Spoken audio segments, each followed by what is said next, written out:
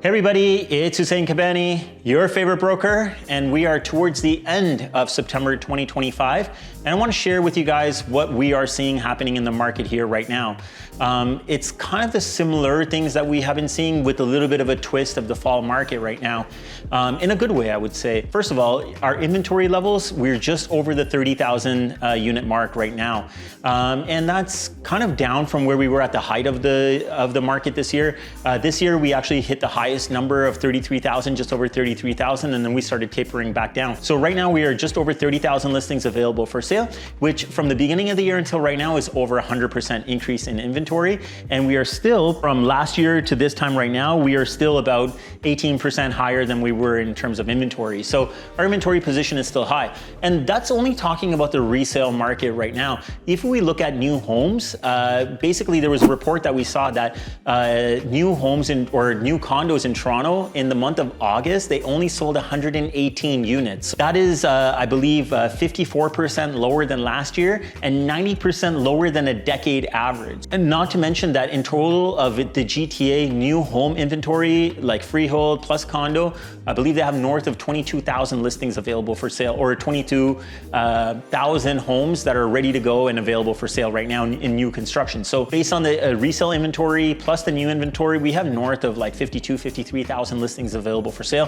for people that want to get into the market. So our supply is very, very high at this point right now, similar to what we've been talking about pretty much all year. Aside from that, when we look at the sales, sales year to date right now are still behind of where we were. And I don't think that's gonna close the gap this year. I still think that we're gonna be somewhere between 6 and 8% off in terms of where we were even last year. We'll probably see somewhere around about 5,000 less sales than we even did last year. And finally, to wrap it back up and come to price, overall, I think across the GTA on average, based on last year, we'll probably see, I'm guessing here, about 5% decrease in price from where we were last year. Now, how does this affect us and how do we move forward from this based on this information over here right now? Before I get to that, I'd like to share also that this third quarter over here, basically July, August, and in this month of September, we've actually seen a ramp up of people coming back out onto the market. Even our summer months of July, August were busier. I don't want to say than usual, but more than we kind of expected, especially because a lot of people do try to take this time off in the summer to enjoy the weather, the nice short weather that we actually do get. And even this month here right now in September, we've had a lot of transactions so far, particularly, and we've talked about it again all year long, and it's still the same thing. Two markets. The first one here is the move up buyer. Again, they got a townhouse, single car detached, their family situation has changed, so they are scaling up in real estate. And some of these people that we've worked with this year, when they purchased their property, they actually paid more for it then than they actually ended up selling it for. But they also, some of these people said, hey, when we bought this property, we actually got a lot more money for our property than we were expecting, so we bought this.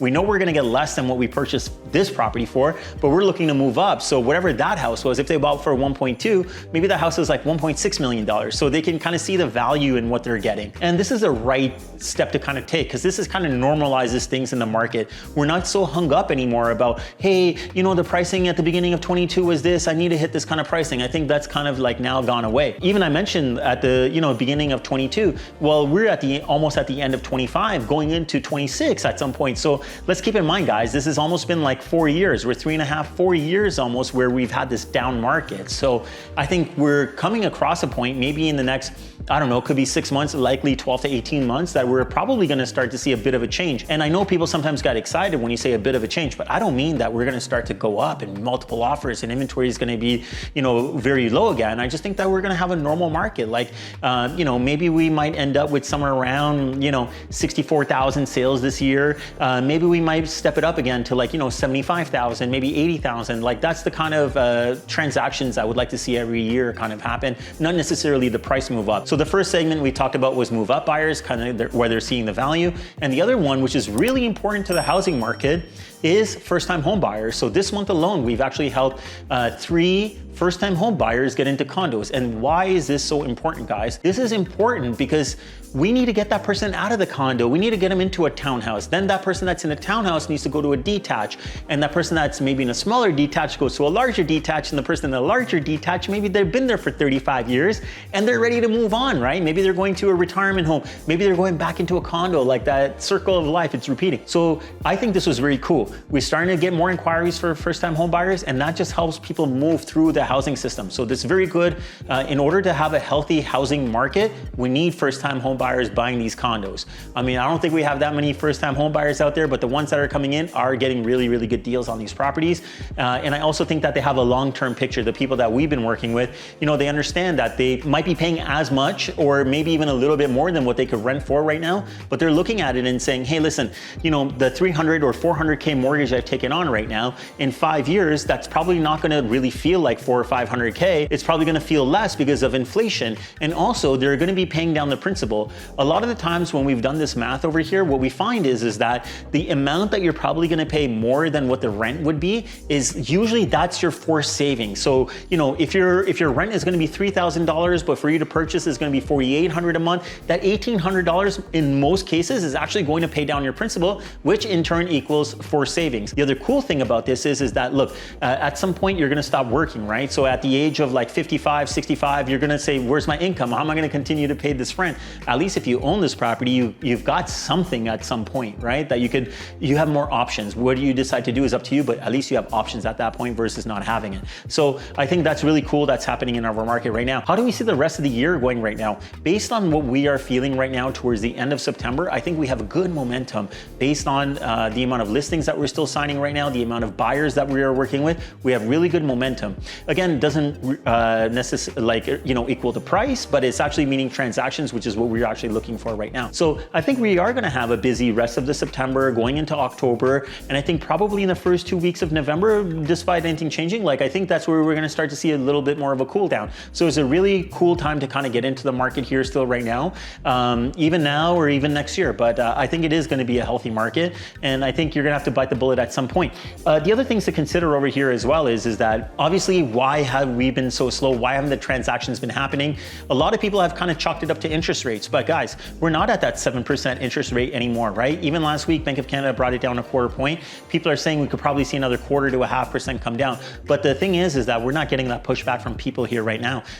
So usually when it was at 6.5%, 7%, people are saying interest rate is too high. We're not getting that complaint. So these quarter points, if you're a buyer, it's not gonna help you. If you're a seller, it's not gonna help you anymore, okay? So where we are at in terms of mortgage interest rate, that's not the issue. The issue still is that the uncertainty in the economy, right? Every time we hear about more unemployment happening, Trump talking about tariffs or this or that or whatever, it adds this uncertainty to the market.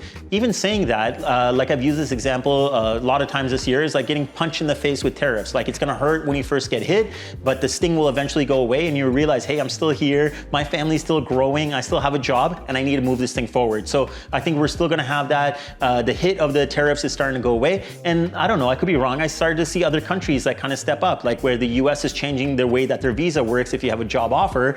China's basically saying, hey, we're gonna introduce this K visa or whatever they're calling it, and basically saying you don't even have to have a job offer. You kind of have to just prove that, you know, you got some special kind of ability or something. And hey, this could be a good segue for Canada to get some really good immigration into the country, whereas I would prefer this type of immigration where we don't have to support the person, because we've seen and heard a lot about that, right? I'd like to bring in the people that actually have their own financial ability to sustain themselves, and plus they can actually add something and build value in Canada for us. So while the US is shutting down the doors, there should be an opportunity for us to open our doors and get that talent back in, because we all know we have seen that brain drain happen in Canada, whether it's been because of our politics, our socialism, if you want to call it, or even the way that we are actually handling our laws and everything else like that. So I think our market is going in the kind of right direction. I find that we are kind of steady, and I think that barring anything major happening, I think we're still going to continue to have a nice steady market with like modest increases probably coming up. Hope you guys enjoyed this, and I always say that people's